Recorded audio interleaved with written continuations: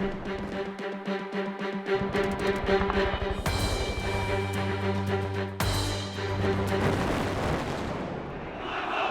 officer, set over me, even to the peril of my life.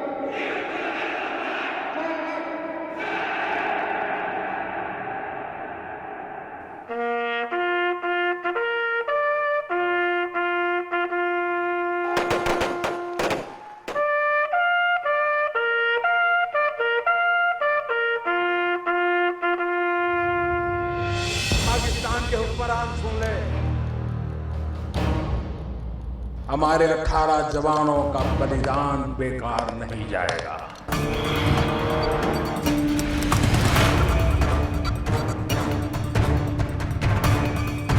The Indian Army conducted surgical strikes last night at these launch pads. The principle of uncertainty that India do not retaliate has been taken away.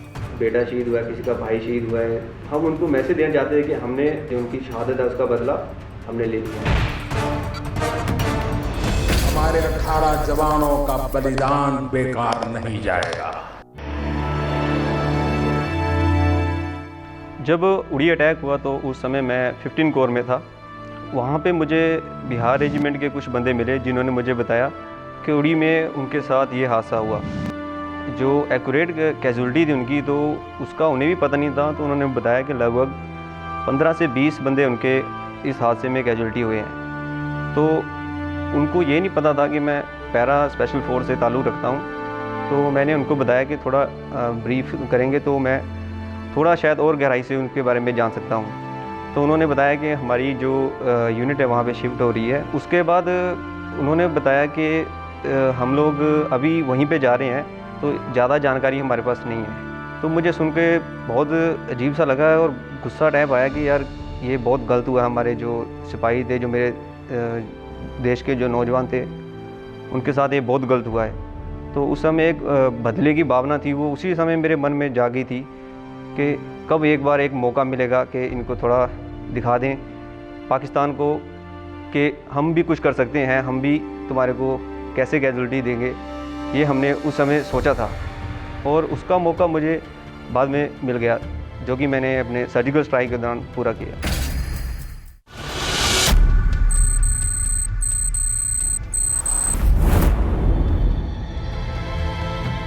उड़ी में जब attack हुआ था तो उस time मैं भी वहीं पे था। जो वहाँ का सिचुएशन था और जब हमने अपनी कैजुअल्टीज़ देखी तो हमारे अंदर एक अलग टाइप का गुस्सा था।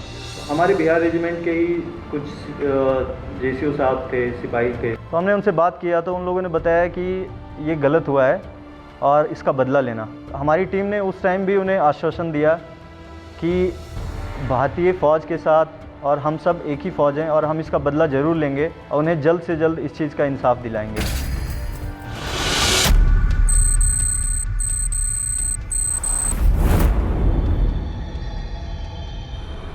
उन्होंने कुछ हटके किया था और वो मतलब एक ख़तरनाक सीन था, तो इसलिए एज ए सोल्जर ये लगा कि नहीं, अभी हमारे एक समय आ गया कि हम इन पाकिस्तानियों को कुछ ना कुछ सबक सिखाएं।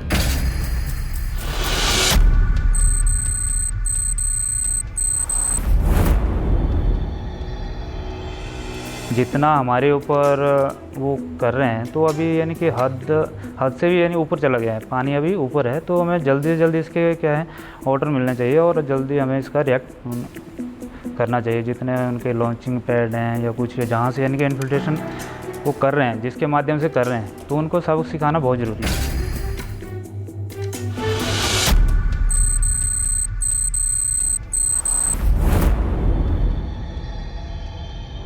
हमने ये सारा हादसा हमने टीवी में देखा, तो जब उन शहीदों की हमने फैमिलियों को रोते हुए देखा तो एक दिल में कांटा सा चुभा कि इसका बदला लेना किसी भी प्रकार।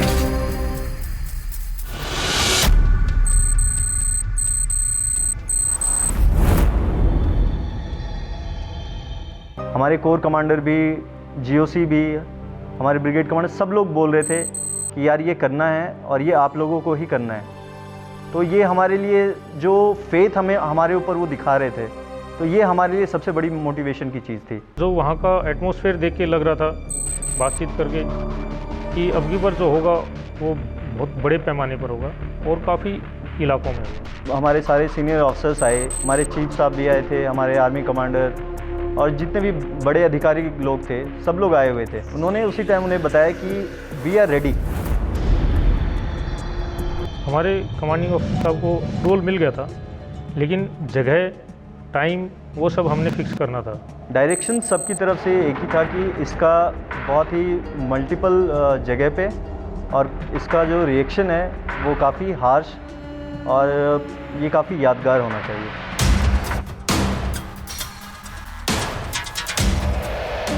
तब तक हमें ये पता नहीं था कि अभी क्या होने वाला है। उसके बाद आते ही हमारे क्या मोबाइल जमा कर दिए गए। प्लानिंग कुछ ऐसे तैयार हो गया तो कुछ नहीं, उसका ये था कि कुछ होने वाला है कि हम अपने उसी हिसाब से अपने आप को मेंटली प्रिपेयर करना है, यानी कि तैयारी उसमें थे। हमारी जो माइंड गेमिंग है, वॉर गेमिंग है, वो हमारी शुरू हो गई थी। जो हमारा सिलेक्शन ऑफ ट्रुप्स, जो हमारा selection of weapons, selection of equipments अगले दिन से ही हमने शुरू कर दिया था। A to Z जितने भी लोग होते हैं सब चाहते हैं कि हम हर ऑपरेशन का हिस्सा हों। तो हमारे पास ऑप्शंस के लिए अगर देखा जाए तो हमारे पास सारे ट्रुप्स अवेलेबल हैं, बट सारे के सारे पूरी बटालियन नहीं जा सकती क्योंकि ऑपरेशनल एस्पेक्ट को देखते हुए, टेक्निकल एस्पेक्ट्स को देखते हुए हम लोग कुछ सेलेक्टेड ट्रुप्स ही अंदर लेके जाते हैं।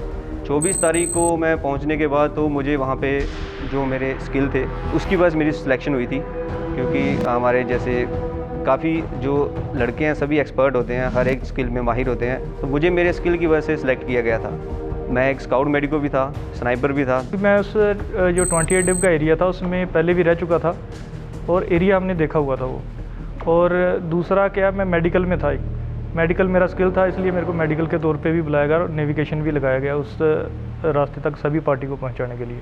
उसमें कम्युनिकेशन, मेडिकल, वेपन, डेमोलिशन, सभी स्किल में एक एक बंदा हर स्क्वाड में, जैसे 7-8 बंदे एक स्क्वाड में हैं तो उसमें सभी में एक एक स्किल का मतलब जो कमांडो है माहिर होता है।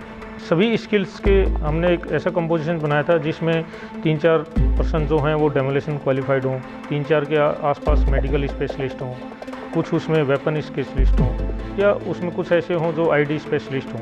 तो इस प्रकार का एक कंपोजिशन जो हमने तैयार करना था। ट्रुप्स के सिलेक्शन करने के बाद हम लोगों ने अपने टारगेट से रिलेटेड और ऑपरेशन से रिलेटेड जो अपना हमारा मिशन था उससे रिलेटेड ट्रेनिंग की। उससे रिलेटेड जितने भी हमें डॉक्यूमेंट्स की ज़रूरत थी, जितने भी हमें मैप्स की, जितने हमें अलग अलग चीज़ों की ज़रूरत थी, वो सारा हमने कलेक्ट किया। सर्जिकल स्ट्राइक की प्रिपरेशन के लिए सबसे पहले जो हमारा टारगेट था उसका हम लोगों ने सैंड मॉडल, उसका जो सेम टारगेट जैसा कि हमें ग्राउंड पे मिलेगा ऐसा टारगेट हमने बनाया। फिर उसके ऊपर हमने वॉर गेमिंग की, जिसमें कि हमारे सारे के सारे ट्रुप्स जिन्होंने उसमें हिस्सा लेना था वो सारे बैठ के फिर पूरी रात हम लोग उस पर डिस्कशन करते थे कि कहाँ से क्या पॉसिबिलिटीज़ है, हम कैसे जाएंगे, कैसे इसे कंडक्ट करेंगे, कैसे इसे कैरी आउट करेंगे। और उसमें जितने भी कंटिजेंसी प्लानिंग सब कुछ हम लोगों ने उसे लगभग 2 रात और 2 दिन में बैठ के ये सारा प्लानिंग किया। मैं 28 डिव कुपवाड़ा वाली पार्टी में था, 19 डिव में बारामूला में है जो कि उन्होंने लिपा वैली में ऑपरेट करना था। तो 90 डिव बारामूला में अल्फ़ा और ब्रावो ऑपरेट कर रहे थे, वाड़ा में चार्ली और डेल्टा 20 डिव में ऑपरेट कर रहे थे, 20 डिव में ऑपरेट कर रहे थे।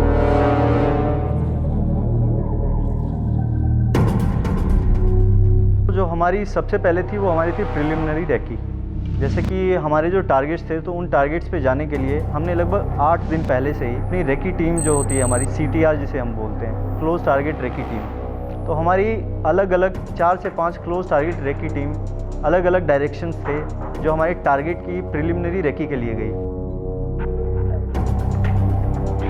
ये हमारी एक क्लोज टारगेट रेकी पार्टी थी जो लगभग शायद 22 तारीख के लगभग निकल चुकी थी और 24 को दोबारा वापस अपनी लोकेशन में आ गई थी। तो इन्होंने वहाँ पे जाके दोबारा सर्वेलेंस किया, उस टारगेट को अपने ऑब्जर्व में रखा और वहाँ पे देखा कि अभी जो एक लॉन्च पैड जहाँ से मिलिटेंट आगे क्रॉस होते थे और इन्फिल्ट्रेट करते थे वैली में आने के लिए, तो इन्होंने वहाँ पे जो नफरी काउंट की तो मैक्सिमम वहाँ पे 15 से 20 तो उनके जो मुजाहिदीन बोल सकते हैं हम उसको कि मुजाहिदीन थे, और बाकी जो 5-7 जो एक रेगुलर आर्मी के टाइप बंदे थे।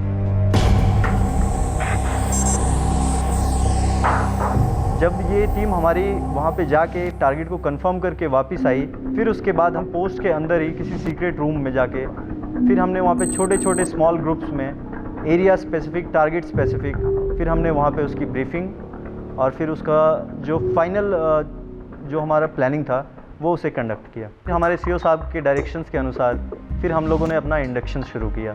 फिर उसके बाद जो ग्राउंड पे कमांडर थे, जो कि हमारे टीम कमांडर थे, तो टीम कमांडर ने आगे का प्लान बताया। फिर वहाँ से हम लोगों ने हेप्टर के साथ अपना इंडक्शन किया और फिर हम लोग अपने जो डिव लोकेशंस की जो बेसिस थी वहाँ से फिर हमने अपनी गाड़ियाँ ली, जो सिविल गाड़ियाँ भी कुछ एक लगी हुई थी, कुछ एक फौजी गाड़ियाँ भी थी, और ये सारा चीज़ जितना भी हमारा इंडक्शन का था ये सब हम लोग रात में कैरी आउट कर रहे थे।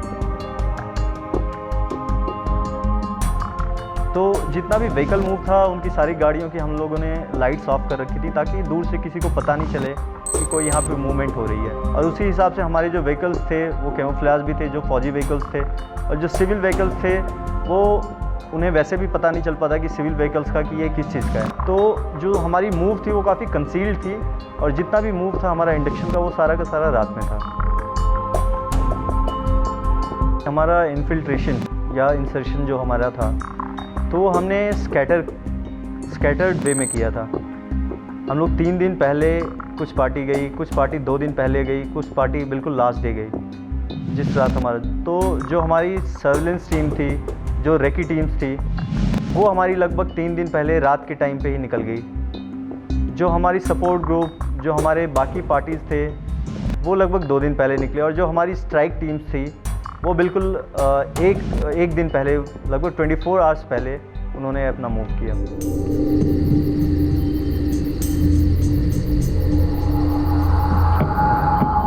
रात को हमने मूव किया लगभग 11:30 बजे 27 को। तो कुछ पार्टी हमारी 11 बजे निकली, कुछ 11:15, कुछ 11:30, ऐसे हमने छोटे छोटे ट्रुपों में अपनी आगे पार्टियाँ भेजी। तो वहाँ से हम लोग जो हमारी LC की लास्ट पोस्ट थी वहाँ से लगभग आधा किलोमीटर पहले हमारी गाड़ियों ने ड्रॉप कर दिया।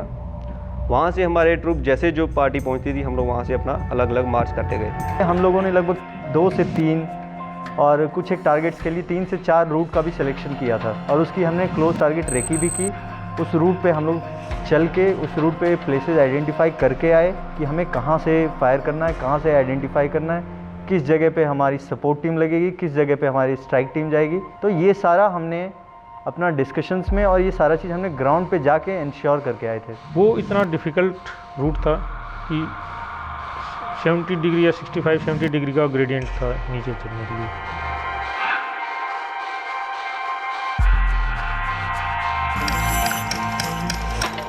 जब हम गए तो हम कंटिन्यू रोप लगाते हुए गए वहाँ पर, और छोटी छोटी टुकड़ियों में बिल्कुल प्रॉपर सर्वेलेंस करते हुए कि 1 घंटे में मुश्किल से 100 से 150 मीटर हम मूव कर पाए। सभी का लोड मैनेजमेंट बराबर था। अप्रोक्स 30 से 35 kg वेट था सभी के पास, जिसमें उसका आर्म्स, अम्युनिशन, खुद का इंडिविजुअल का पर्सनल सामान, क्लोथिंग, ये सब उसमें राशन। हमारे स्क्वाड में हम लोग अपना पर्टिकुलर स्क्वाड वेपन्स और अपना पर्सनल वेपन्स कैरी करके गए थे।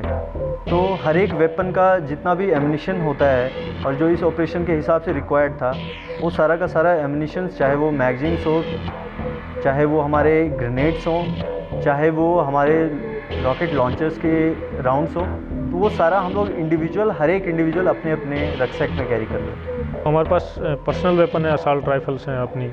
उसके बाद में स्पोर्ट वेपन में हमारे पास मशीन गन्स हैं, रॉकेट लॉन्चर्स हैं, ये सब है हमारे पास।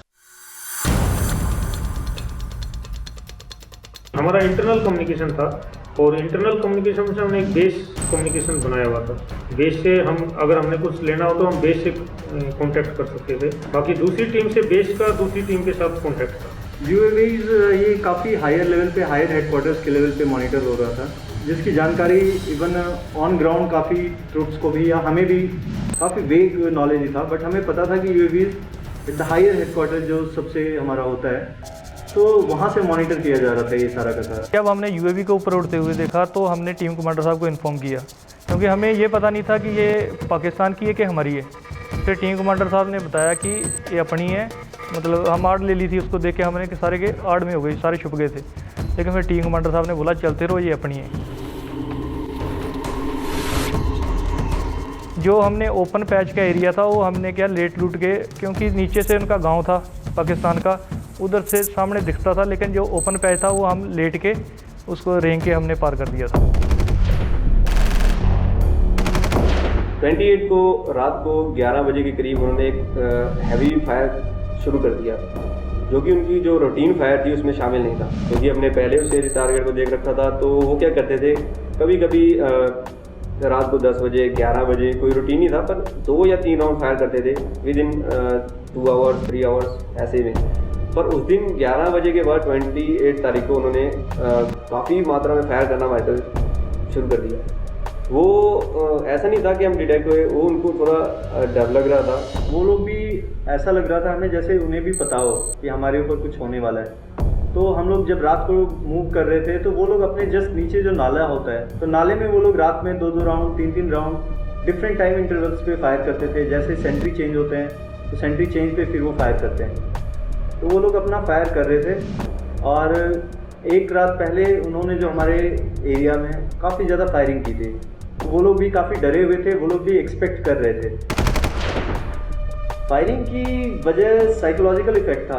बेसिकली वो लोग भी डरे हुए थे कि शायद उनके ऊपर कुछ होगा, तो वो पहले ही फायर करके दिखाना चाहते थे कि हम लोग तैयार हैं और यहाँ पे कोई नहीं आ सकता है। तो वो हमें डराने के लिए भी और ख़ुद के दिल से डर निकालने के लिए भी फायरिंग कर रहे थे। हम 28 तारीख को लगभग 10:30-11 बजे उधर जहाँ हमारा टारगेट था उससे 200-300 मीटर पीछे थे।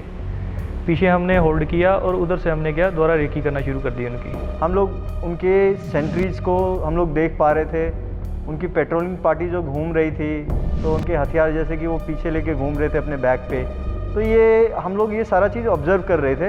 बस हमने जो डिसाइड किया था कि इस पर्टिकुलर टाइम पे हम लोग अपना स्ट्राइक करेंगे, तो हम लोग बस उस अपॉर्चुन टाइम का वेट कर रहे थे। जब अपॉर्चुनिटी की बात आएगी, जब हमें स्ट्राइक का टाइम आएगा, हम अपने टाइम के हिसाब से अपना सारा चीज़, अपना सारा एम सब लोग एक साथ जहाँ पे भी हमें स्ट्राइक करना है उस चीज़ को देखते हुए फिर हम स्ट्राइक करेंगे। जैसा कि ये पोस्ट एलसी से ज़्यादा दूर नहीं था, तो यहाँ पे उनके मिलिटेंट्स आके यहीं से लॉन्च भी करते हैं वो। तो जैसा कि हम लोगों ने देखा, जैसा मेरे सामने जो विजुअल था, बाकी टीमों का अलग अलग विजुअल था। जो सपोर्ट ग्रुप था तो वो लोग हो सकता है कि किसी अलग डायरेक्शन से देख रहे थे, हम लोग किसी अलग डायरेक्शन से देख रहे थे। तो उनको 10 से 12 और हमें अलग से 10 से 12, मतलब अलग अलग। तो हमने आपस में देखा कि ड्रेस किस टाइप का है, इससे हम स्ट्रेंथ का पता लगा सके कितने लोग हैं वहाँ पे। तो उस हिसाब से हमें अलग अलग, जितनी 7-8 पार्टियाँ थी, तो उनको अलग अलग जगह से अलग अलग एंगल से देख रहे थे। तो हमें पोस्टों के बाहर घूमते हुए काफ़ी लोग नज़र आ रहे थे। जैसा कि टारगेट का जो लेआउट था, तो उसमें बहुत सारे उनके सेंट्री पोस्ट थे, उनके लिविंग एरिया थे, फिर रोड के दोनों साइड में टारगेट था। तो टारगेट में जैसा कि 2-3 दिन पहले हमने देखा कि 8 से 10 गाड़ियाँ आई, वहाँ से काफ़ी स्ट्रेंथ वहाँ से नीचे उतरी, और वो स्ट्रेंथ रोड के हमारी साइड में जंगल की तरफ वाले कुछ स्ट्रक्चर्स में वो वहाँ पे रुके हुए थे। तो जैसा कि हम लोग देख रहे थे कि ये पर्टिकुलर लोकेशन से जहाँ पे ये लोग रुके हुए हैं, और हम लोग उस टारगेट को क्लोजली मॉनिटर कर रहे थे कि हरकत किस हिसाब से कर रहे हैं। तो जैसा उनका तरीका था हथियार कैरी करने का, तो वो अपने बैक पे तो शायद वो मुजाहिद या उनके जो इरेगुलर फोर्सेस होंगे शायद वो होंगे, और कुछ लोगों का जो ड्रेस था, जो उनके उन्होंने पहन रखे थे, जो पठानी सूट वगैरह जो उन्होंने डाल रखे थे, उससे हमें लग रहा था कि ये हो सकता है कि ये सारे मिलिटेंट्स वाले ग्रुप हैं। और उनके अलग अलग, जैसे कि जो ट्रैक सूट था तो वो शायद उनके मुजाहिद्स के थे, और जो पठानी सूट वगैरह में घूम रहे थे वो शायद उनके सारे के सारे मिलिटेंट्स थे। मुजाहिद्स के साथ वहाँ पे कुछ एक रेगुलर्स भी थे जो उनके पोस्ट को मैन कर रहे थे, जो वहाँ पे ड्यूटीज़ पे खड़े थे कुछ एक लोग, तो वो शायद रेगुलर आर्मी के थे। बाकी जो उनकी हरकतें थी, जो जिस टाइप से बॉडी लैंग्वेज से उनके हमें लग रहा था कि शायद ये मुजाहिद्स हैं, और बाकी लोगों का हमें लग रहा था कि ये आतंकवादी है। पठानी सूट में हमें 7-8 लोग दिख रहे थे जो बाहर बैठ के ताश वगैरह खेल रहे थे, और फिर कुछ लोग ट्रैक सूट में घूम रहे थे, 4-5 लोग, अप्रॉक्सीमेटली मे बी 30 से 40 लोग तो उस जगह पे थे, क्योंकि उनके जो स्ट्रक्चर्स थे जो बने हुए थे तो 7 से 8 स्ट्रक्चर बने हुए थे। तो एक स्ट्रक्चर के हिसाब से अगर 3-4 लोग भी हो तो लगभग वही 30 से 40 लोग वहाँ पे थे। हमारी जो मेन स्ट्राइक पार्टी थी वो बिल्कुल टारगेट के फ्रंट में थी। फ्रंट में सबसे जहाँ पे सेंट्री पोस्ट थी उसके बिल्कुल सामने हमारे लगभग स्नाइपर वहीं पे डिप्लॉय थे। जो मेन था कि संतरी को साइलेंट करना है, उसके दोनों तरफ हमारे रॉकेट लॉन्चर वाले डिप्लॉय थे, ताकि अगर वो उस पोस्ट में कोई और भी होता है, क्यों एक बंदा साइलेंट कर दिया, हो सकता है उसके बगल में दूसरा सोया हो या दूसरा रिएक्शन के लिए पहुंच जाए, तो उस पोस्ट को ही बर्बाद करने के लिए स्नाइपर के दोनों बगल में हमारे जो रॉकेट लॉन्चर थे वो डिप्लॉय थे। और उसके अलावा जो LPOP जो उनकी पोस्टें थी वहाँ पे भी उनके जो HMG वगैरह लगी हुई थी, तो उसको कवर करने के लिए भी हमारे जो मल्टी शॉट ग्रेनेड लॉन्चर वगैरह है और एक रॉकेट लॉन्चर वहाँ पे भी डिप्लॉय था जो उसको कवर कर रहा था। तो एक तरह से हम स्टैंडर्ड लाइन भी नहीं बोल सकते, तो टारगेट को देख के हम लोग ऐसे भी नहीं सोच सके कि U शेप में थे या V शेप में थे। जिस तरह से हमारा टारगेट था हम उसी हिसाब से डिप्लॉय हो रखे थे।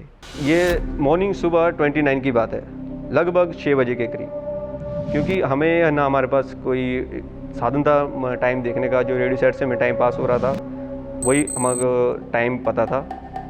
तो UAV के हल्की हल्की आवाज़ सुनाई दी, तो हमें पता था इस ऑपरेशन में UAV इन्वॉल्व होने वाला है।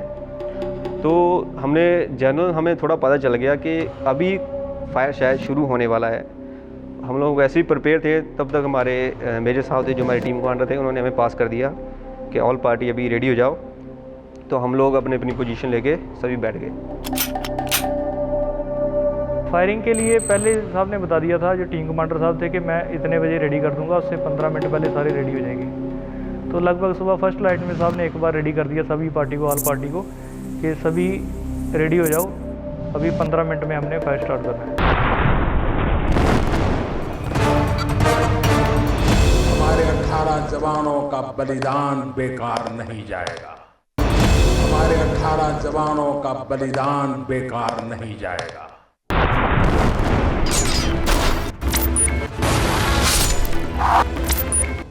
जैसे ही फायर शुरू करना था तो टीम कमांडर साहब ने एक बार ऑल स्टेशन और गो 3, 2, 1 गो के ऊपर हमारा फायर शुरू हुआ।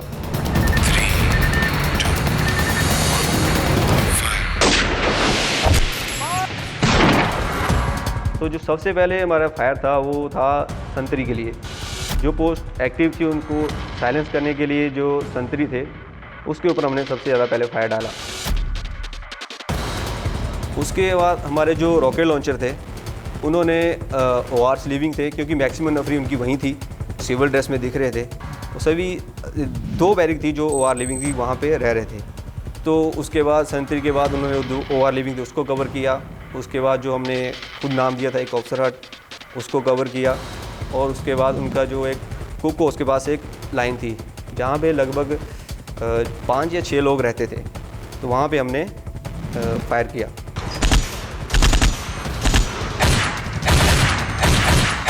उसके बाद फिर हमारे सपोर्ट वेपन्स ने, जब हमारा एक बार क्लियरेंस देने के बाद कि हाँ अब आप फायर कर सकते हो, तो उसके बाद हमारे सपोर्ट वेपन्स ने फायर किया।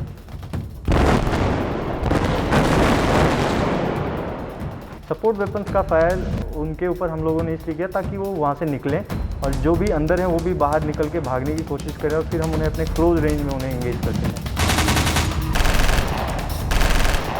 रॉकेट लॉन्चर के फायर से वो शायद उनका कैरोसिन था या कोई सिलेंडर टाइप था, जो उनकी कुक हो उसके पास जो लिविंग थी वहाँ पे फटा। फटने के बाद उस पूरी OR लिविंग में आग लग गई, जो कि हमें अपनी आंखों से भी दिख रही थी और काफ़ी दूर से भी देखी जा रही थी कि बहुत बड़ी बड़ी आग निकल रही है, धुआं निकल रहा है वहाँ से। तो उसके अलावा उनके जो कुछ बैरल रखे हुए थे वहाँ पे जो तेल के लिए थे, शायद कुछ खाली भी थे उनमें, तो कुछ राउंड उनके ऊपर फायर किए ताकि और इम्पैक्ट मिले और धमाका हो तो और ज़्यादा शॉक में जाए। तो वहाँ पे उनके ऊपर फायर हुआ। उसके बाद वहाँ पे आग लगी और फिर लगभग हमने 10 से 15 मिनट के बीच में हमने फायर किया, 10 से 15 मिनट। तो वहाँ से फायर करने के बाद जो हमारी सबसे आगे पार्टी थी उसने लगभग 5 से 7 मिनट के अंदर अपना फायर ख़त्म किया। वो वहाँ से पीछे इवैक्यूएट हुए। पीछे आने के बाद उन्होंने दोबारा आली जो उसके स्पॉट में जो स्पॉटिंग ग्रुप था हमारा, उसने दोबारा फायर शुरू किया। जब उन्होंने 4-5 मिनट लगभग फायर किया तो वो पीछे हटे। फिर दोबारा से इस ग्रुप ने फायर शुरू किया।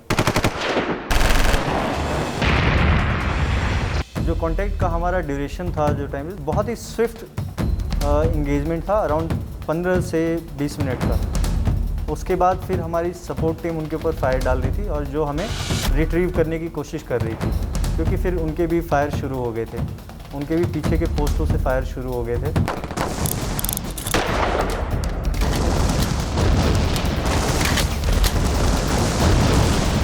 और उन्होंने भी मोटर्स और हैवी कैलिबर के वेपन्स उन्होंने फायर करने शुरू कर दिए थे। हमारा लगभग 12 से 15 मिनट तक हमने फायर किया था, जो कि 12 से 15 मिनट तक हमने बहुत ज़्यादा तादाद में फायर कर दिया था।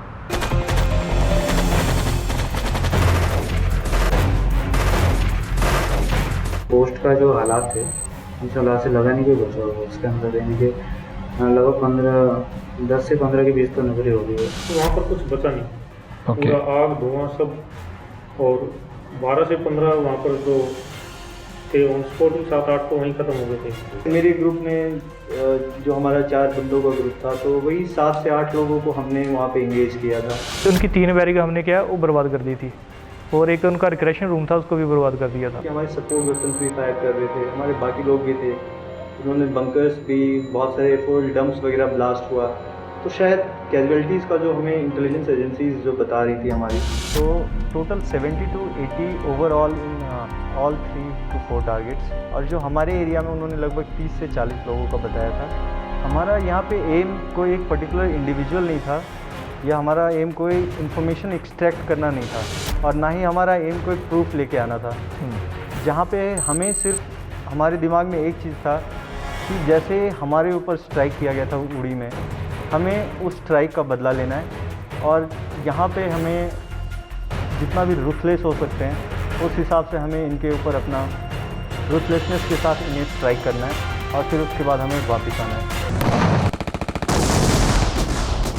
30 मिनट के करीब यानी कि उन्होंने अपना कार्रवाई शुरू कर दी थी। जो यानी कि जो इस तरफ पोस्ट है, जो दूर इस तरफ थी, जो टॉप में थी, लेकिन उनको हम ये नहीं, उनको पता नहीं था कि हम कहाँ पे यानी कि ये रिएक्ट करें, कहाँ से करें। तो उन्होंने अपना जो मोटर था वो वहाँ से मोटर फायर आना शुरू हो गया था हमारे ऊपर, और चंद एक जो अपने उनके पास HMG वगैरह इसके भी फायर आना शुरू हो गया, लेकिन वो हमारे ऊपर से जा रहा था, हम नीचे जंगल में। तो हमें जब अपनी पोस्ट के अंदर जाना है तब हमें प्रॉब्लम हो रही थी।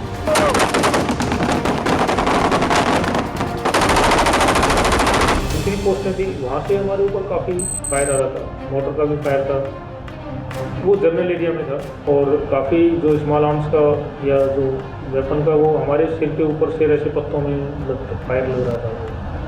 लग रहा था कि हाँ उन्होंने अभी दूसरी जो उनकी पोस्टें हैं वो अंदर फायर कर रहे हैं। हमने जो अल्टरनेटिव लिया, लेकिन जो जैसे भी नीलम वैली में तो वहाँ की पार्टी ने तो सेम रूट लिया था जो टिपिकल। तो टिपिकल इसलिए दिया कि अभी जो वहाँ बैठे होंगे या कुछ बच्चे भी होंगे या जिन्हें रिएक्ट करना होगा, तो उनकी थिंकिंग रहेगी कोई भी आएगा यहाँ से आएगा तो नाले नाले भागेगा, कोई सोचेगा कि हम नाले नाले जाएंगे तो इसके ऊपर। तो उन्होंने कोशिश की होगी कि जितना हो सकता है फायर नाले में डालो। तो पहाड़ी जो अपना मेन बना हुआ था उन्होंने रिज लाइन से बल्ले बल्ले करके धीरे धीरे अब निकल जो ऊपर इन्फेंट्री डाली थी उनको हम पास कर रहे थे कि इस पोस्ट से हमारी तरफ फायर आ रहा है, तो वो ऊपर से उसको कवर करके दबा देते थे। तो थोड़ी देर के लिए वो चुप हो जाते थे, न्यूट्रलाइज हो जाते, तो हम उतनी देर में अपना वो एरिया था वो जल्दी से जल्दी कवर करके और ग्रोथ में हो जाते थे। हमारी 2 लोकेशन में आपको पता है कि हमने जो किया था, जो 90 डिव वाली बारामूला वाली टीम थी, वो एक एंकर हमने ऑलरेडी डिप्लॉय कर रखा था, क्योंकि हमारे जो कमांडर थे, मेजर साहब थे, टीम कमांडर या CO साहब थे, उनको पता था कि हमने यहाँ पे एंकर बिठा रखा है। हमारा जो कि हम लोगों का जो कम्युनिकेशन था वो अपनी जो ट्रुप जा रखा था आगे टीम जो उसी में था। तो इन्होंने एक एंकर बना रखा था, जो हमारी 28 डिव पाड़ा वाली पार्टी वहीं पे रिपोर्ट कर रही थी, जो 90 डिव है वो भी वहाँ पे अपनी रिपोर्टिंग कर रहा था। कि बंदे सही है, यह टारगेट की सिचुएशन है, या जो 90 डीव वाले देख रहे थे वो उन्होंने वहाँ पे पास किया, ये ऑपरेशन सक्सेस है। और यहाँ जो 28 वाली है उन्होंने भी बताया कि ऑपरेशन सक्सेस है। हमने तो अपने निशान भी नहीं उधर छोड़े, जो हमारे ग्रेनेड लॉन्चर वगैरह उनका हम जो निशान थे वो भी अपने साथ ही कैरी करके वापस लाए थे। और जब हम अपने एरिया में आए उधर टीम कमांडर साहब ने होल्ड कराया और एक बार सबको छतरी तौर पे चेक किया कि बंदे पूरे हैं, कोई छूट तो नहीं गया। उसके बाद ओके रिपोर्ट दी साहब ने कि बंदे आल ओके हैं। वहाँ से लगभग थोड़ा और आगे जाने के बाद हमें एक दोबारा धमाका सुनाई दिया। हम लोग तो फिर वहाँ पे दोबारा कवर में हो गए। हमने सोचा शायद कि ये इन्फिल्ट्रेशन रूट एक्चुअली वो, तो शायद हो सकता है कि कोई मिलिटेंट वहाँ से क्रॉस हो चुका हो और वहाँ पे हमारे ऊपर क्या दोबारा हमारा फायर कॉन्टैक्ट शुरू हो चुका हो। तो हमें तो थोड़ी देर के लिए ऐसा लगा कि अभी वहाँ से हम उस रेंज से तो बाहर आ चुके हैं फायर के, पर अभी हमारा आगे फायर खुला है तो इसका मतलब कोई हमारा कॉन्टैक्ट हो चुका है। पर वो एक्चुअली कॉन्टैक्ट नहीं था, हमारा एक लड़का था जो माइनिंग कैजुअल्टी हो गया था, उसका पैर एक माइन में आ चुका था। तो वो रूट हमने कई बार पहले सेलेक्ट कर चुका है, वो रूट खुला हुआ था, हम लोग वहाँ से पहले भी कई बार आ जा चुके थे। तो हम बोल सकते हैं कि शायद उसकी किस्मत साथ नहीं दी तो इसकी वजह से उसका माइन में पैर आ गया। जो इसका पैर उड़ा था उसके बड्डी ने फिर सेट में पास किया है कि माइन ब्लास्ट हो गया। फिर मैं और 2-3 बंदे और थे जो मेडिकल वाले थे, हम सारे इकट्ठे क्लोज हो गए। उसके बाद हमने उसका जो जूता था, जो पैर उड़ा हुआ था जूता, उसका खोला और जो एक्सोस्टेट मैंने पहले बताया, एक्सोस्टेट हम जो यूज़ करते हैं वो एक्सोस्टेट को उसके पैर में हमने डाला, तोड़ के उसके पैर में डाल दिया ताकि ब्लीडिंग ना हो। उसके बाद हमने उसका फर्स्ट एड कर दिया और जो पेन किलर इंजेक्शन थे वो दे दिए और पेन किलर खाने के लिए भी दे दिया। हमने एक रिजर्व स्क्वाड रखा था जो इसी काम के लिए था एक्चुअली, कि जो अगर हमारी कैजुअल्टी होती है तो उसको वहाँ से हम वापस लेके जाने के लिए। पर वो स्क्वाड ऑलरेडी थोड़ा ऊपर जा चुका था, तो वहाँ से सिर्फ हमने एक बंदा बुलाया कि माइन एरिया है, सभी स्क्वाड आएगा तो हो सकता है हमारी और कैजुअल्टी हो सके। तो इसलिए हमने सिर्फ एक बंदा बुलाया जो स्ट्रेचर लेके वापस आया। हमने उसको स्ट्रेचर पे कैरी करने की कोशिश की पर वो नहीं हो पाया क्योंकि जो स्लोप था वो बहुत ज़्यादा था। और दूसरा क्या था कि अगर स्ट्रेचर कैरी करते तो मैन पावर भी ज़्यादा चाहिए, कम से कम दो बंदे चाहिए होते थे, तो उसमें तो और कैजुअल्टी होने का खतरा था। तो उसकी वजह से हमने क्या किया कि एक बंदे ने, सिंगल बंदे ने उस बंदे को जो उसका बैटल लोड था हमने सभी में डिस्ट्रीब्यूट किया दोबारा से, उसको खुद अपनी पीठ पे कैरी किया। और रोड इतना ज़्यादा ख़राब था कि हम खुद नहीं अकेले सिंगल चल पा रहे थे, पर हमें उसको लेके चलना था। तो सभी बंदों ने बहुत अच्छा कोऑर्डिनेशन किया, आगे बंदे हेल्प कर रहे थे, इसको खींच भी रहे थे, तो उसको उठा के भी जैसे कोई थकता तो शिफ्ट भी कर रहे थे। तो ऐसा नहीं है कि जैसे हम कैजुअल्टी हुआ तो वहाँ पे हमारा मोराल डाउन हुआ, जबकि वहाँ से हमारा मोराल और अप हो गया। और जैसे हम जो अभी तक उस ऑपरेशन में हमें थकान लगी थी वो बिल्कुल ना के बराबर हो चुकी थी, कि हमें यही था कि हमें अपने बंदे को सेव करके ऊपर लेके जाना है और उसको जल्दी से जल्दी किसी फर्स्ट एड या किसी एमएच में पहुंचाना है। और जो कि हमारे मेजर साहब थे, जो टीम कमांडर थे, उन्होंने ऑलरेडी ये चीज़ पास कर दी थी। तो जब तक हम अपनी पोस्ट के लगभग 1 या 1.5 किलोमीटर पीछे थे तब तो एक पार्टी ऊपर से नीचे आ चुकी थी हमें वहाँ से रिलीव करने के लिए कैजुअल्टी को। तो वहाँ से उन्होंने हमें रिलीव किया। तो जैसे ही हम ऊपर पोस्ट में पहुँचे और उसके विदिन 2 और 5 मिनट में हमारे हेली आ चुका था। तो हेली में उस लड़के को वहाँ से जल्दी इवैक्यूएट किया गया। हम लोग ऊपर पहुँचे और सभी ने एक साथ बैठे, थोड़ा रिलैक्स किया। हम अप्रोक्स हमारे जो फर्स्ट जो बॉडी थे वो अप्रोक्स 10:30 से 11 बजे के बीच में ऊपर मतलब बिल्कुल सेफ बंकर में पहुँच गए थे। तो उसी के कंटिन्यू पीछे हर गैप में मतलब हम इसीलिए छोटी टुकड़ियों में मूव कर रहे थे कि ताकि कोई इंसिडेंट ना हो। बड़ा टारगेट दिखेगा तो हो सकता है फायर वहाँ पर कर दे, छोटा टारगेट है, एक बड़ी है तो वो फास्ट भी निकलेगा। हम लोग जब वापस आ रहे थे तो लगभग पोस्ट में पहुंचने से पहले 10:30-11 बज चुके थे और हमारे ऊपर बहुत ही ज़्यादा हैवी फायर हो रहा था, तो जिससे कि हम लोग मेक आउट कर सकते थे कि वहाँ पे आवाज़ें हो रही थी, ऊपर पत्ते गिर रहे थे टूट के। तो हम लोग मेक आउट कर सकते थे कि ये लोग उसके ऊपर जनरल एरिया में हमारे ऊपर फायर कर रहे हैं। बट वहाँ का जो फॉलिएज इतना डेंस था, कवर इतना ज़्यादा था, तो they could not bring down effective and accurate fire. जैसे कि हर टीम में 20 से 30 लोग थे, तो हर टीम में ऑफिसर और जेसीओ अराउंड 1/3 हमारी जो स्ट्रेंथ थी उसमें ऑफिसर्स और जेसीओस थे। यहाँ आइडली ऐसा नहीं होता है कभी। 29 को जब हम लोग वापस अपने लोकेशन में आए तब हमें हमारे बाकी जो साथी थे जो ऑपरेशन का हिस्सा नहीं थे, जो हमारा वहाँ पे वेट कर रहे थे, तो उन्होंने हमें काफ़ी सारी बधाइयाँ दी, बोला कि बहुत ही अच्छा ऑपरेशन किया।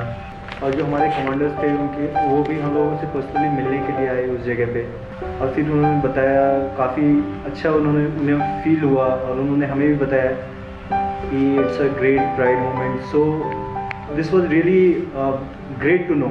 लगभग 2 बजे के करीब हम जो इंडियन पोस्ट थी वहाँ पे आ चुके थे। तो उन्होंने नॉर्मली, उनको भी इतना पता नहीं था क्योंकि वो भी नेटवर्क से कट ऑफ थे, तो उनको भी पता था कि ये ऑपरेशन करके आए। उन्होंने हमारे लिए खाना वगैरह रखा, हमने खाना खाया।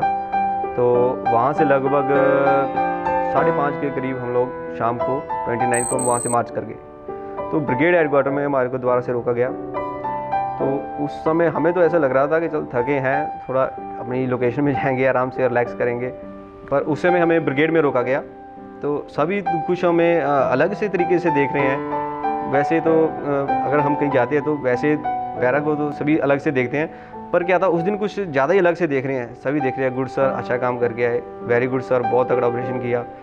तो हमने सोचा हमें अपने ऑपरेशन के बारे में इतना पता नहीं जितना ये बोल रहे हैं कि आपने बहुत तगड़ा ऑपरेशन किया, इतने बंदे कैजुअलिटी कर दिए उनके, और इतने टेररिस्ट जो कैंप थे उड़ा दिए। तो तब तक हमें कुछ पता नहीं था। एक ब्रीफिंग हॉल था, वहाँ पे ब्रिगेडियर साहब हमारे से मिलने आए।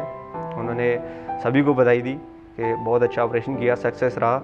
और तो हमें फिर भी इतना पता नहीं था कि क्या हुआ है, कितना बड़े, किस लेवल पे हुआ है। जब हम लोग अपने जो हेडक्वार्टर्स थे वहाँ से हमें जो भी बटालियंस मिल रही थी, जो भी एन रूट हमें जितनी भी बटालियंस मिली, तो वो सब हमें काफ़ी मुबारकबाद दे रहे थे। वो अपने अपने लोकेशन पे बिठा के बोल रहे थे कि आज अभी आपको आगे नहीं जाना, अभी आपको हमारे पास ही रुकना है रात में, यहाँ पे आप लोग सेलिब्रेट करोगे तभी जाओगे। तो हर जगह अच्छे से स्वागत किया जा रहा था। उसके बाद हमें बताया गया कि तुम लोग इस टाइम टीवी पे काफ़ी तुम्हारी चर्चा हो रही है कि सर्जिकल स्ट्राइक हुआ है।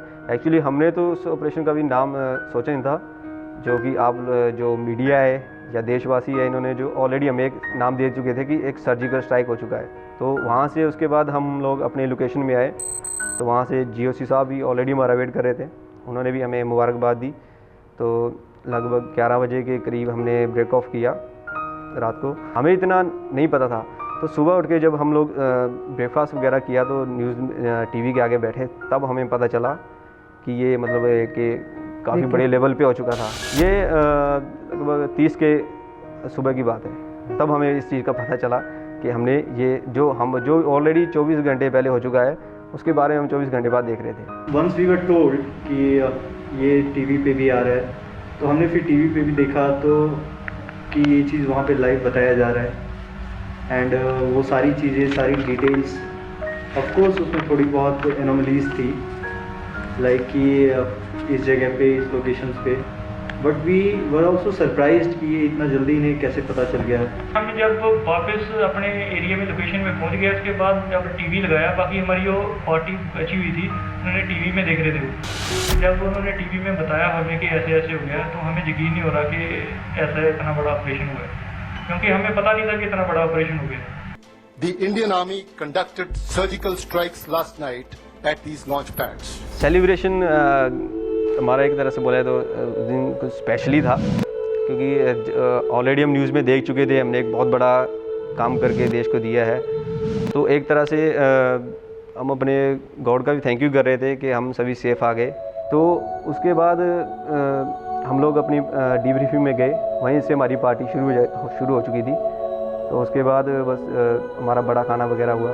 काफ़ी जगह से बाद में भी हमें कंग्रेचुलेशन बोला जा रहा था कि बहुत अच्छा काम किया आपने, और सुन के हमें भी अच्छा लग रहा था कि हमने देश के लिए, अपने जवानों के लिए, उनकी शहादत के लिए हमने ये काम किया। उसी दिन फिर हमने वहाँ पे बड़ा खाना भी ऑर्गेनाइज़ किया, और फिर वहाँ पे जितने भी आसपास की जितनी बटालियंस थे, तो उन सब के ऑफिसर्स और उन सब के इम्पोर्टेंट पर्सन सब लोग आके हम लोगों ने फिर वहाँ पे सेलिब्रेट की। नया सर्जिकल स्ट्राइक हुआ था, उस वक्त तो हमें लगता था कि बदला हमने ले लिया, लेकिन उसके बाद उनकी हरकतें दोबारा ऐसी चलती रही। तो अभी दोबारा उनके साथ ऐसा करने का इरादा है कि अगर हाई इंफॉर्मेशन से दोबारा हमें परमिशन मिले तो दोबारा उनके साथ बदल। ऑलरेडी हम न्यूज़ में देख चुके थे, हमने एक बहुत बड़ा काम करके देश को दिया है। तो एक तरह से हम अपने गॉड का भी थैंक यू कर रहे थे कि हम सभी सेफ़ आ गए। और हम बता नहीं सके, पर हम जो हमारे उड़ी में बंदे शहीद हुए थे उनके घर वालों को हम सोचे थे कि कहीं एक मैसेज दे सके कि हमने जो आपके बेटा शहीद हुआ है, किसी का भाई शहीद हुआ है, कोई भी, तो हम उनको मैसेज देना चाहते थे कि हमने आपके जो बंदे थे, जो उनकी शहादत है, उसका बदला हमने ले लिया है।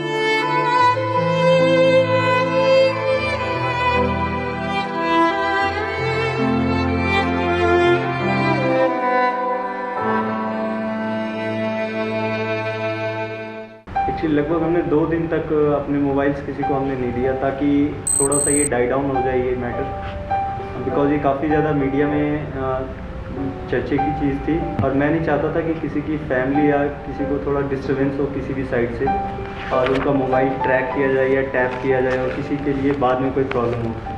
इसीलिए हमने मोबाइल में लगभग 2 दिन बाद दिए। हमने पास कुछ एक ऑफिशियल नंबर्स थे जिनसे फिर हमने उनसे उनकी फैमिली से बात वगैरह करवाया था and they were able to communicate. 28 को जब हम लोग लगभग दोपहर को 2 बजे के करीब हम लोग टारगेट से 200-300 मीटर की दूरी पे थे, तो वहाँ से हमें एक गांव दिख रहा था उनका। तो उस गांव में नॉर्मल एक्टिविटी उस दिन भी लोग खेतों में काम कर रहे थे, स्कूल था, स्कूल में बच्चे पढ़ रहे थे। जैसे बेसिकली जो प्राइमरी स्कूल जो सरकारी स्कूल होते हैं जैसे उसमें पढ़ाई चलती है, सेम उसी तरह टीचर बैठा था, लाइन लगी थी, बच्चे पढ़ रहे थे। और उस गांव में बिल्कुल नॉर्मल था कि कुछ ऐसा एक्टिविटी कुछ खास नहीं था कि जो हमारे ऑपरेशन में हमें प्रॉब्लम कर सकता था। और वैसे हम उनकी तरफ फायर तो कर सकते थे, पर हमने उस ड्यूरेशन में उनकी तरफ फायर नहीं किया, क्योंकि ये काम जो एक तरह से बोला जाए कि बुज़दिली का है कि छुप के फायर करना और सिविलियन के ऊपर फायर करना, ये मिलिटेंट करता है। हम लोग एक स्पेशल फोर्स से ताल्लुक़ रखते हैं। हमारा काम है जो हमारे काम में हमारे देशवासियों के लिए जो हमें जो तंग करेगा, हमारे ऊपर अटैक करेगा, कि हम सिर्फ उसी को मुंह तोड़ जवाब देना चाहते थे।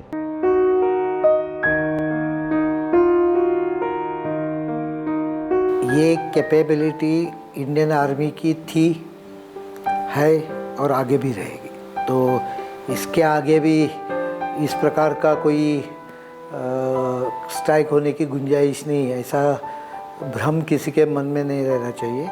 Indian Army is capable of doing even a bigger exercise with higher firepower capability. I appreciate the discipline the Prime Minister keeps. He virtually took all that offensive. There was abuses virtually thrown at him. I had to also face abuses, but उनके तरफ ज़्यादा कहाँ गई वो 56 inch की छाती, ऐसे type के very insulting remark, but he didn't get provoked. He didn't reveal anything. I think that discipline needs to be learned by everyone.